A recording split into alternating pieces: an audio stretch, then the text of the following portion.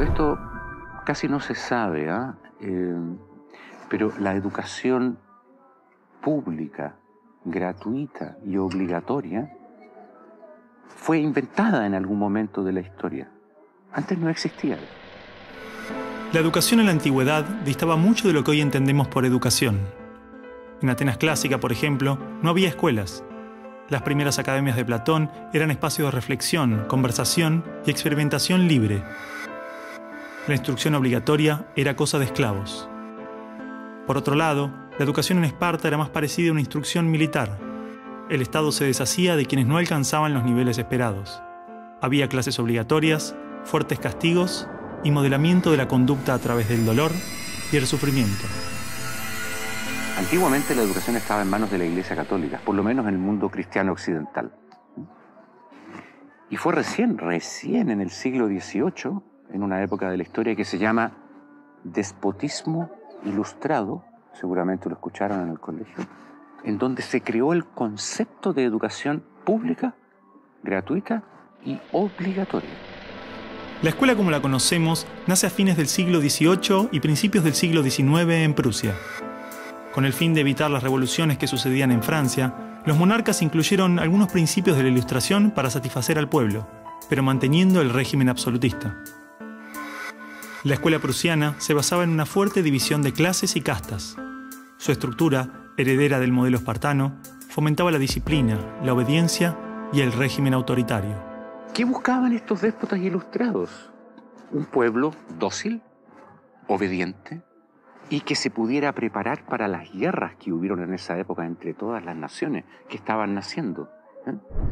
Por ejemplo, Catalina la Grande de Rusia llamó a los enciclopedistas franceses a preparar esto mismo. Diderot, uno de los más famosos, estuvo allí para armar este paquete, ¿sí?, formador, no de ciudadanos, sino que de obedientes súbditos de estos estados. Las noticias del exitoso modelo educativo viajaron rápido, y en pocos años, educadores de América y Europa visitaban Prusia para capacitarse.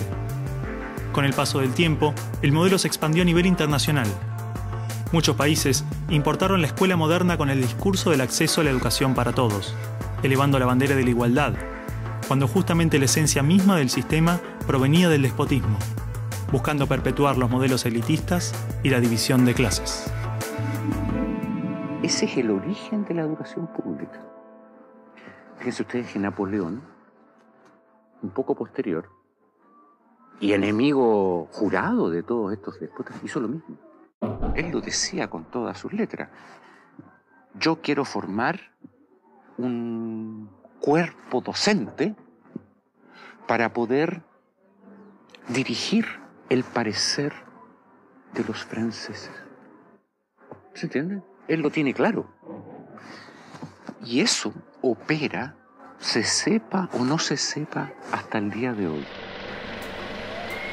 La escuela nace en un mundo positivista regido por una economía industrial. Por lo tanto, busca obtener los mayores resultados observables con el menor esfuerzo e inversión posible, aplicando fórmulas científicas y leyes generales.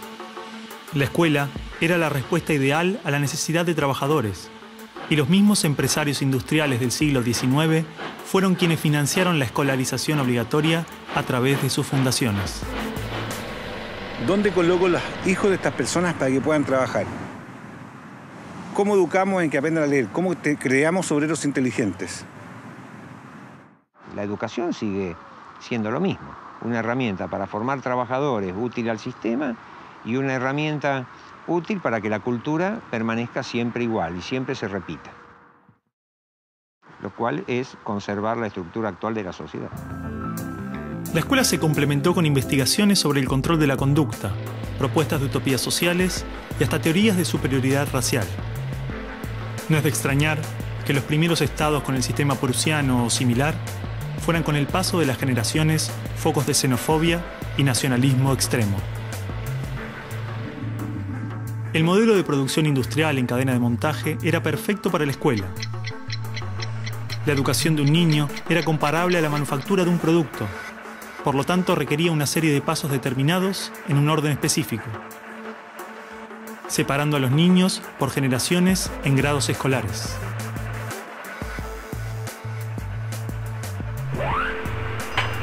Y en cada una de estas etapas trabajaría sobre determinados elementos, contenidos que asegurarían el éxito, pensados minuciosamente por un experto.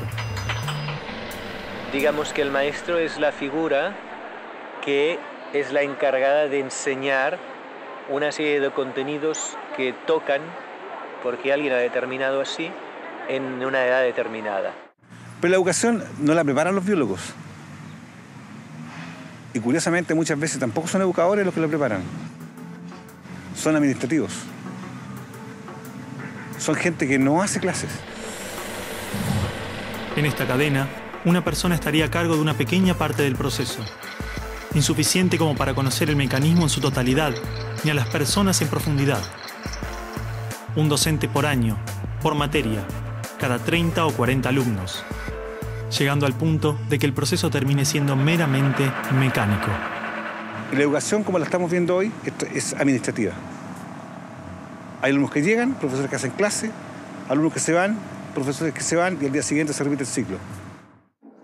Un profesor estatal es un funcionario en que la autoridad le dice: usted tiene que enseñar esto, esto, esto y de esta forma. Porque hay que repetírselo a demasiados niños con un profesor de demasiadas horas de clase y con pocas horas de atención de alumnos en forma privada. Entonces va a dirigir siempre a un grupo colectivo. Porque evidentemente si tengo 30 niños, no puedo pretender que todos los 30 niños quieran hacer lo mismo al mismo tiempo. Este sistema de cadena de montaje, que nace con el taylorismo, fue aplicado tanto en la industria, la escuela y el ejército de diferentes países y culturas de Occidente. Hasta hace pocas décadas la escuela tenía estas cosas de cuartel y de asilo. Incluso el recreo termina con un timbre anónimo, no humano, que indica a los niños que deben adiestrarse poco a poco para pararse en una determinada baldosa detrás de determinada cabeza para formar una fila, generalmente de menor a mayor. Durante los últimos siglos, hemos construido nuestras escuelas a imagen y semejanza de las prisiones y las fábricas, priorizando el cumplimiento de las reglas, el control social. La escuela se pensó como una fábrica de ciudadanos obedientes, consumistas y eficaces, donde poco a poco las personas se convierten en números, calificaciones y estadísticas. Las exigencias y presiones del sistema terminan deshumanizándonos a todos, porque van más allá de los maestros, directivos o inspectores escolares. Están considerados grupos homogéneos, con contenidos homogéneos que tienen que obtener resultados parejos. Que todos tenemos que saber lo mismo.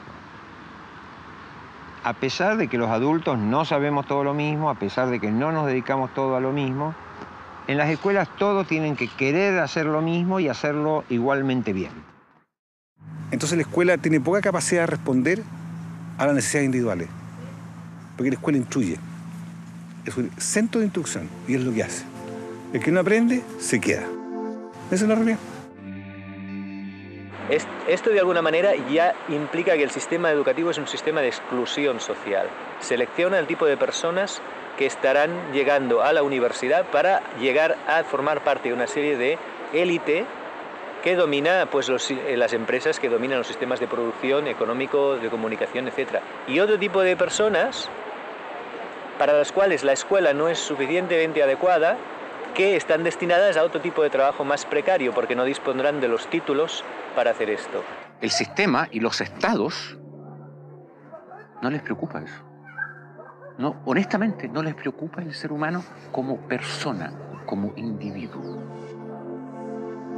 Y en esos términos, toda educación que busque otra cosa tiene que ser prohibida. La realidad es que la esencia de la escuela prusiana está inmersa en la estructura misma de nuestra escuela. Los test estandarizados, la división de edades, las clases obligatorias, las currículas desvinculadas de la realidad, el sistema de calificaciones, las presiones sobre los maestros y niños, el sistema de premios y castigos, los horarios estrictos, el encierro y la separación de la comunidad, la estructura verticalista. Todo esto sigue siendo parte de las escuelas del siglo XXI. La escuela está cerrada al mundo exterior. Te explicaba el título de mi libro, Del mapa escolar al territorio educativo, para indicar esa fábula del cartógrafo que cuenta Borges, que empieza a ser un mapa de un territorio determinado y se entusiasma de hacerlo lo más perfecto posible. El mapa termina reemplazando al territorio. Entonces hoy día la escuela se enclaustró, se metió dentro del mapa. ¿Qué es lo que enseña? Verdades que están en el mapa, no en el territorio. Escuela no es sinónimo de educación. La escuela podrá ser un viejo mapa a la sabiduría, pero la educación es el territorio donde todo el aprendizaje sucede.